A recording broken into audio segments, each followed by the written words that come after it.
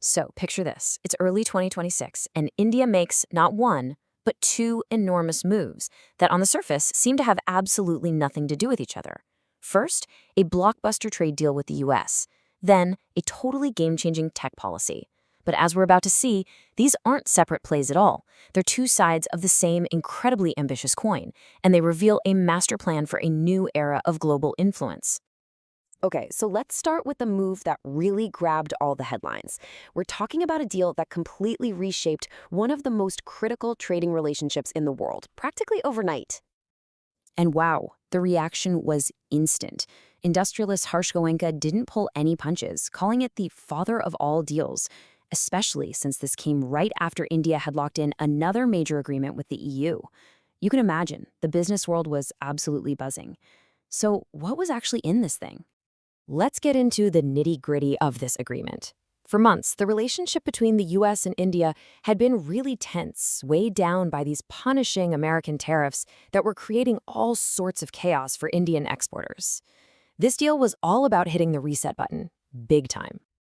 Now, this is where it gets really wild. Just look at the sheer scale of the change here. The US basically took its total tariff rate on Indian goods and slashed it from a crippling 50% all the way down to 18%. Instantly, this made everything from Indian engineering goods to textiles way, way more competitive in the American market.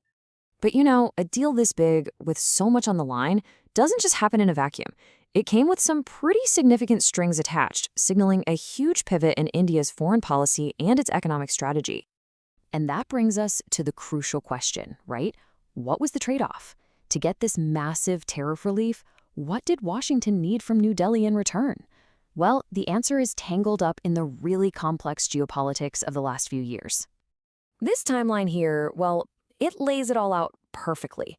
Ever since 2022, India had become a huge customer for discounted Russian oil.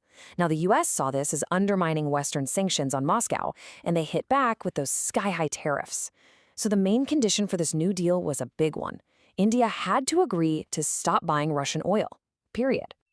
So you might be thinking, did this even make economic sense? I mean, India was giving up a source of cheap energy in return for lower tariffs. Was it actually a good trade? Let's run the numbers.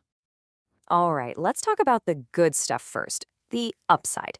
Even on the low end, estimates showed that cutting those tariffs would save Indian exporters somewhere between $6 and $7 billion every single year.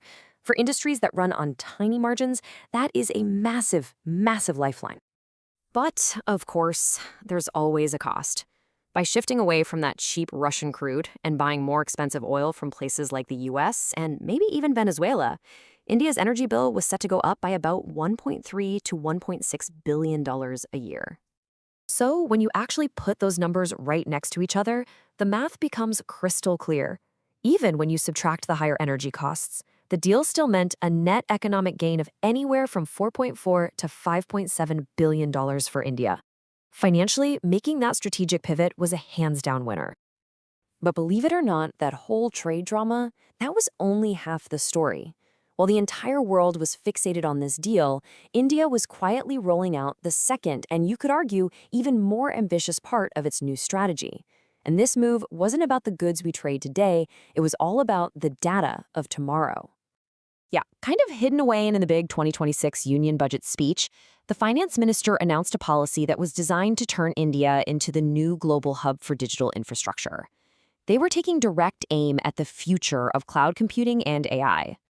And the policy itself, it's just so simple but incredibly powerful. It's a tax holiday that stretches out for more than 2 decades. This means global tech giants like Amazon, Microsoft, and Google can set up their data centers in India, serve their international customers from there, and pay zero corporate tax on any of the profits they made. What the government is doing here is tackling this massive, kind of crazy imbalance. India's already creating about 20% of all the data in the world, but it only hosts a tiny 3% of the world's data centers. With the AI boom just demanding insane amounts of computing power, this policy is designed to close that gap and close it fast. And you have to admit, this is a really cleverly designed package. It's not just a simple tax cut. There's a rule that says any services for Indian customers have to go through a local reseller, which makes sure the domestic market still benefits. And it adds something called a safe harbor rule, which basically guarantees companies a clear, predictable tax rate. For these multi-billion-dollar long-term investments, that kind of certainty is everything. Okay, so let's step back for a second and look at the big picture. On one hand, you have a major trade and geopolitical shift towards the West.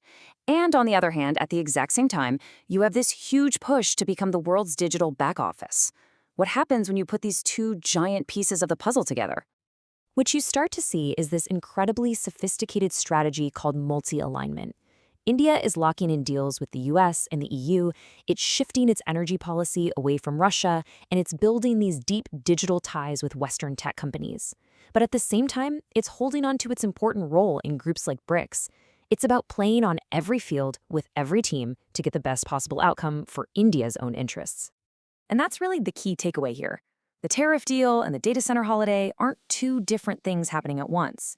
They are two pillars of one single, calculated gamble to make India an absolutely indispensable player in the global economy and in technology, weaving itself into the very fabric of every major power's supply chains and digital backbones.